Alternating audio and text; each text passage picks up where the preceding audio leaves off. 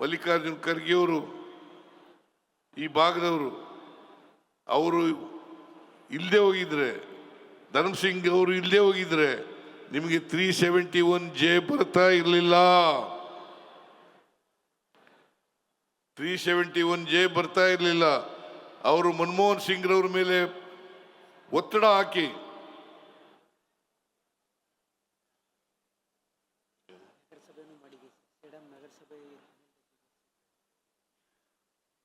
ಹಾಕಿ ಸಂವಿಧಾನವನ್ನು ತಿದ್ದುಪಡಿ ಮಾಡಿ 371J ಕ್ಲಾಸ್ ಅನ್ನು ಸೇರಿಸ್ತಕ್ಕಂಥ ಪ್ರಯತ್ನವನ್ನು ಮಾಡಿದ್ರು. ಅದರಿಂದ 10,000 ಜನ ಡಾಕ್ಟರ್ಗಳಾಗಲಿಕ್ಕೆ ಸಾಧ್ಯ ಆಯಿತು. 31,000 ಜನ ಇಂಜಿನಿಯರ್ಗಳಾಗಲಿಕ್ಕೆ ಸಾಧ್ಯ ಆಯಿತು. ಆಮೇಲೆ 12,000 ಜನರಿಗೆ ಡೆಂಟಲ್ ಡಾಕ್ಟರು, ಕೃಷಿ ಪದವೀಧರರಿಗೆ ಕೆಲಸ, ಇವೆಲ್ಲ ಆಗಲಿಕ್ಕೆ ಸಾಧ್ಯ ಆಯಿತು. ಯಾಕಂತ ಕಲ್ಯಾಣ ಕರ್ನಾಟಕದ ಭಾಗದಲ್ಲಿ 70% ಮೀಸಲಾತಿ, ಬೇರೆ ಕಡೆ ಇಡೀ ರಾಜ್ಯದಲ್ಲಿ 8%. ಶರಣ್ ಪ್ರಕಾಶ್ ಪಾಟೀಲ್ ಕೂಡ ಸದಸ್ಯರಾಗಿದ್ದರು. ನಮ್ಮ ಸರ್ಕಾರ ಇತ್ತು ಆ ಸಮಯದಲ್ಲಿ. 2013 ಕ್ಯಾಬಿನೆಟ್ ಸಬ್ ಕಮಿಟಿ ಮಾಡಿದ್ದೆ. HK ಪಾಟೀಲ್ ಅವರ ಅಧ್ಯಕ್ಷತೆಯಲ್ಲಿ ಕ್ಯಾಬಿನೆಟ್ ಸಬ್ ಕಮಿಟಿ ಮಾಡಿದೆ. ಇವರು ಕೂಡ ಸದಸ್ಯರಿದ್ದರು. ಅವರು ಕೊಟ್ಟ ವರದಿಯನ್ನ ಯಥಾವತ್ತಾಗಿ ಒಪ್ಪಿಗೆ ಕೊಟ್ಟು ಅದನ್ನು ಜಾರಿ ಮಾಡಿದದ್ದು ನಮ್ಮ ಸರ್ಕಾರ ಅಂತಕ್ಕಂಥ ಮಾತುಗಳನ್ನು ಹೇಳಲಿಕ್ಕೆ ಬಯಸ್ತಾ ಇದ್ದಾರೆ. ಬಿಜೆಪಿಯವರು ವಿರೋಧ ಮಾಡಿದ್ರು, ನಾವು ಜಾರಿ ಕೊಟ್ಟು. ಇದರಿಂದ ಇವತ್ತು ಸುಮಾರು 85,000 ಜನರಿಗೆ ಸರ್ಕಾರಿ ನೌಕರಿ ಸಿಗ್ಲಿಕ್ಕೆ ಸಾಧ್ಯ ಆಯಿತು. ಉಳಿದಂಥ ಎಲ್ಲ ಉದ್ಯೋಗಗಳನ್ನು ಕೂಡ, ಖಾಲಿ ಇರ್ತಕ್ಕಂಥ ಉದ್ಯೋಗಗಳನ್ನು ಕೂಡ ಹಂತ ಹಂತವಾಗಿ ಭರ್ತಿ ಮಾಡ್ತೇವೆ ಅಂತಕ್ಕಂಥ ಮಾತುಗಳನ್ನು ಹೇಳಲಿಕ್ಕೆ ಬಯಸ್ತಾ ಇದ್ದೇನೆ. ಆಮೇಲೆ ಸೇಡಂ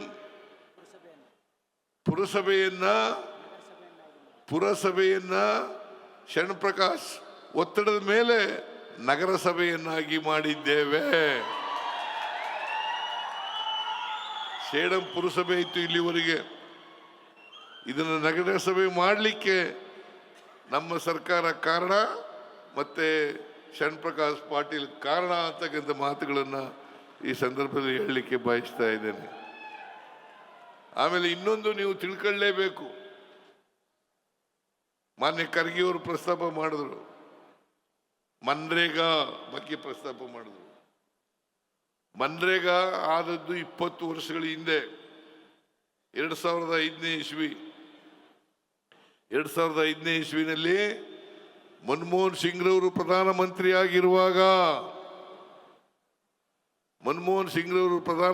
ಆಗಿರುವಾಗ ಗ್ರಾಮೀಣ ಪ್ರದೇಶದ ಜನರಿಗೆ ಕೆಲಸ ಕೊಡಬೇಕು, ವರ್ಷದಲ್ಲಿ ಕನಿಷ್ಠ 100 ದಿನಗಳ ಕೆಲಸ ಕೊಡಬೇಕು ಮತ್ತು ಅವ್ರು ಕೇಳದ ಕಡೆ ಕೊಡಬೇಕು ಅಂತೇಳಿ ಮಾಡಿದದ್ದು ಮನಮೋಹನ್ ಸಿಂಗ್ ರವರು. ಇದೊಂದೇ ಮಾಡಲಿಲ್ಲ, ಇದು right to employment, right to work ಅಂತ ನಾವು ಇದನ್ನೇ ಕರಿತೀವಿ. Right to work, right to education, right to information, right to food. ಮತ್ತೆ ಫಾರೆಸ್ಟ್ ನಲ್ಲಿರ್ತಕ್ಕಂಥ ಡ್ವೆಲ್ಲರ್ಸ್ಗೆ, ಅರಣ್ಯವಾಸಿಗಳಿಗೆ, ಅವರಿಗೆ ಜಮೀನಿನ ಹಕ್ಕನ್ನು ಪಡ್ಕೊಳ್ತಕ್ಕಂಥ ಹಕ್ಕನ್ನು ಕೊಟ್ಟದ್ದು ಮನಮೋಹನ್ ಸಿಂಗ್ ರವರ ಸರ್ಕಾರ. ಇದನ್ನು ನೀವು ಯಾವತ್ತೂ ಕೂಡ ಮರೀಲಿಕ್ಕೆ ಮಾಡಬಾರ್ದು. ಇವತ್ತೇನು ಮಾಡ್ತಾ ಇದ್ದಾರೆ, ಯಾಕೆಂದ್ರೆ ಮಹಾತ್ಮ ಗಾಂಧೀಜಿಯವ್ರ ಹೆಸರಿತ್ತಲ್ಲ ನರೇಗಾಕ್ಕೆ, ಅದನ್ನ ಬದಲಾಯಿಸ್ಬಿಡ್ಬೇಕು ಅಂತೇಳಿ VBG ರಾಮ್ಜಿ ಅಂತೇಳಿ ಹೊಸ ಕಾಯ್ದೆಯನ್ನು ಮಾಡಿದ್ದಾರೆ. ಮನ್ರೇಗಾ ಕಾಯ್ದೆಯನ್ನ ರಿಪೀಲ್ ಮಾಡಿ ಹೊಸ ಕಾಯ್ದೆಯನ್ನು ತಂದಿದ್ದಾರೆ. ಮಹಾತ್ಮ ಗಾಂಧೀಜಿಯವರನ್ನ, ಈ ದೇಶಕ್ಕೆ ಸ್ವಾತಂತ್ರ್ಯ ತಂದುಕೊಟ್ಟಂತ ಮಹಾತ್ಮನನ್ನ ಹೆಸರು ಬದಲಾವಣೆ ಮಾಡಿ ಇವರ RSS ನಾಥುರಾಮ್ ಗೋಡ್ಸೆ ಕೊಂದಾಕಿದ್ರು ಇವ್ರನ್ನ, ಮಹಾತ್ಮ ಗಾಂಧೀಜಿಯವರನ್ನ. ಈ 2ನೇ ಸಾರಿ ಕೊಲೆ ಮಾಡ್ತಾ ಇದ್ದಾರೆ. ಮಹಾತ್ಮ ಗಾಂಧೀಜಿಯವರನ್ನ ಹೆಸರನ್ನು ಬದಲಾವಣೆ ಮಾಡಿ VBG ರಾಮ್ಜಿ ಕಾಯ್ದೆಯನ್ನು ಮಾಡಿದ್ದಾರೆ. ಅದರ ಪ್ರಕಾರ ಅವರು ಕೇಂದ್ರ ಸರ್ಕಾರದವರು ನೋಟಿಫೈ ಮಾಡ್ತಾರೆ. ಆ ನೋಟಿಫೈ ಮಾಡಿದ ಜಾಗದಲ್ಲಿ ಮಾತ್ರ ಕೆಲಸ ಸಿಗುತ್ತೆ, ಇಲ್ಲವರೆ ಕೆಲಸ ಸಿಕ್ಕಲ್ಲ. ಅಷ್ಟೇ ಅಲ್ಲ, ಎಲ್ಲ ರಾಜ್ಯಗಳಿಗೂ ಕೂಡ ಹೊರೆಯನ್ನು ಮಾಡ್ತಕ್ಕಂಥ ಕೆಲಸವನ್ನು ಮಾಡಿದ್ದಾರೆ. ಏನಪ್ಪ ಅದು ಅಂತಂದ್ರೆ, ರಾಜ್ಯ ಸರ್ಕಾರ 40% ಕೊಡಬೇಕು, ರಾಜ್ಯ ಸರ್ಕಾರ ಕೇಂದ್ರ ಸರ್ಕಾರ 60% ಕೊಡಬೇಕು. ಇದು ಆರ್ಥಿಕವಾಗಿ ಹೊರೆ ಅಂತಕ್ಕಂಥದ್ದು. ಎಲ್ಲಿಗಿಂತ ಬಹಳ ಮುಖ್ಯವಾಗಿ ರೈಟ್ ಟು ಎಂಪ್ಲಾಯ್ಮೆಂಟ್ ಇತ್ತಲ್ಲ, ರೈಟ್ ಟು ವರ್ಕ್ ಇತ್ತಲ್ಲ, ಅದನ್ನು ನಾಶ ಮಾಡ್ತಕ್ಕಂಥ ಕೆಲಸವನ್ನು ಮಾಡಿದ್ದಾರೆ. ಇದು ದಲಿತರಿಗೆ, ಮಹಿಳೆಯರಿಗೆ, ಸಣ್ಣ ರೈತರಿಗೆ, ಕಾರ್ಮಿಕರಿಗೆ, ಇವರೆಲ್ಲ ಈ ವರ್ಗದ ಜನರಿಗೆ ಅನ್ಯಾಯ ಮಾಡ್ತಕ್ಕಂಥ ಕೆಲಸವನ್ನು ಕೇಂದ್ರ ಸರ್ಕಾರ ಮಾಡ್ತದೆ ಅಂತಕ್ಕಂಥ ಮಾತುಗಳನ್ನು ಹೇಳಲಿಕ್ಕೆ ಬಯಸ್ತಾನೆ. ಇದನ್ನು ನಮ್ಮ ಪಕ್ಷ ಭಾಳ ಗಂಭೀರವಾಗಿ ಪರಿಣಮಿಸಿದೆ, ಗಂಭೀರವಾಗಿ ಇದನ್ನು ತೆಗೆದುಕೊಂಡಿದೆ. ಅದಕ್ಕೋಸ್ಕರ ಕರ್ನಾಟಕ ರಾಜ್ಯದಲ್ಲೂ ಕೂಡ ನಾವು ಈಗ AICC ವರ್ಕಿಂಗ್ ಕಮಿಟಿ ಮೀಟಿಂಗ್ನಲ್ಲಿ ಇದನ್ನು ಪ್ರಸ್ತಾಪ ಆಯಿತು, ಇದ್ರ ಬಗ್ಗೆ ಚರ್ಚೆ ಆಯಿತು. ಚರ್ಚೆ ಮಾಡಿ ಒಂದು ತೀರ್ಮಾನಕ್ಕೆ ಬಂದಿದ್ದೀವಿ. ನಾವು ಕರ್ನಾಟಕದಲ್ಲಿ ಇದನ್ನು ಕೋರ್ಟ್ಗೆ ಹೋಗಬೇಕು ಅಂತಲೇ ಕೂಡ ತೀರ್ಮಾನ ಮಾಡಿದ್ದೀವಿ. ಕರ್ನಾಟಕದಲ್ಲಿ ಕೋರ್ಟ್ಗೆ ಹೋಗಬೇಕು, ಕಾನೂನಿನ ಸಮರವನ್ನು ಮಾಡಬೇಕು ಅಂತಕ್ಕಂಥ ಕೆಲಸವನ್ನು ಮಾಡಿದ್ದೇವೆ. ಅದರ ಜೊತೆಗೆ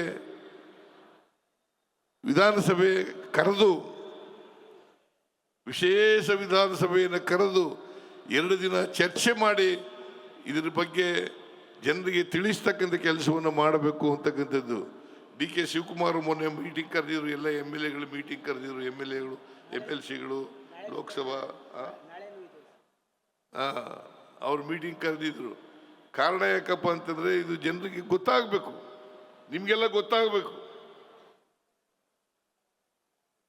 ಮನ್ರೇಗಾ ಕಾಯ್ದೆ ಏನಿತ್ತು, ಈಗ VBG Ramji Viksit Bharat guarantee for Rozgar, guarantee for Rozgar mission, guarantee for Rozgar mission. ಅದು ರಾಮ್ಜಿ ಅಲ್ಲ, ಅದರ ಅರ್ಥ ವಿಕಸಿತ, VB ಅಂದರೆ Viksit Bharat, guarantee for Rozgar, G ಅಂತಂದರೆ ಗ್ಯಾರಂಟಿ ಫಾರ್ ರೋಜ್ಗಾರ್, ಆಮೇಲೆ ಅಜೀವಿಕಾ ಮಿಷನ್.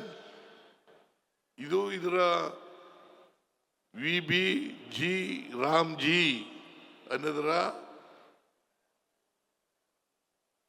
ಎಕ್ಸ್ಪ್ಲನೇಷನ್ ಇರ್ತಕ್ಕಂಥದ್ದು. ಇದು ಶ್ರೀರಾಮ ಅಲ್ಲ, ದಶರಥ ರಾಮ ಅಲ್ಲ, ಕೌಶಲ್ಯ ರಾಮ ಅಲ್ಲ, ನಾಥುರಾಮ್ ಗೋಡ್ಸೆ ಈಗ ಇನ್ನೊಂದು ಹೆಸರು ಇದು ಮಾಡ್ತಕ್ಕಂಥ ಕೆಲಸ. ಅದರಿಂದ ಇದರ ವಿರುದ್ಧ ನಾವು ಹೋರಾಟ ಮಾಡ್ತೇವೆ ಅಂತಕ್ಕಂಥ ಮಾತುಗಳನ್ನು ಹೇಳಲಿಕ್ಕೆ ಬಯಸ್ತೇನೆ. ನೀವು ಕೂಡ ಹೋರಾಟಕ್ಕೆ ತಯಾರಾಗಬೇಕು. ನೀವು ಹೋರಾಟಕ್ಕೆ ತಯಾರಾಗ್ತೀರಿ ಅಲ್ವಾ?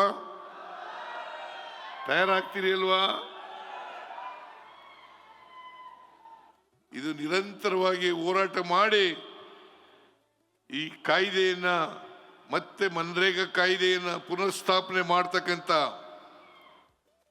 VBG ರಾಮ್ಜಿ ಕಾಯ್ದೆಯನ್ನ ರದ್ದು ಮಾಡ್ತಕ್ಕಂಥ ವರೆಗೂ ಕೂಡ ನಾವು ಹೋರಾಟವನ್ನು ಮುಂದುವರಿಸಬೇಕು ಅಂತಕ್ಕಂಥ ಮಾತುಗಳನ್ನು ಹೇಳಿ, ಅದಕ್ಕೆ ಪಕ್ಷ, ಸರ್ಕಾರ ಎಲ್ಲ ಬೆಂಬಲವನ್ನು, ಸಹಕಾರವನ್ನು ಕೊಡ್ತದೆ ಅಂತಕ್ಕಂಥ ಮಾತುಗಳನ್ನು ಹೇಳಿ, ಸೇಡಂ ಕ್ಷೇತ್ರದಲ್ಲೂ ಕೂಡ ನೀವು ಹೋರಾಟವನ್ನು ಪ್ರಾರಂಭ ಮಾಡಬೇಕು ಅಂತಕ್ಕಂಥ ಮನವಿಯನ್ನು ಮಾಡಿ ನಿಮ್ಮೆಲ್ಲರಿಗೂ ನಮಸ್ಕಾರ ಮಾಡಿ ನನ್ನ ಮಾತುಗಳನ್ನು ಮುಗಿಸ್ತೇನೆ. ಜೈ ಹಿಂದ್, ಜೈ ಕರ್ನಾಟಕ, ಜೈ ಸಂವಿಧಾನ್.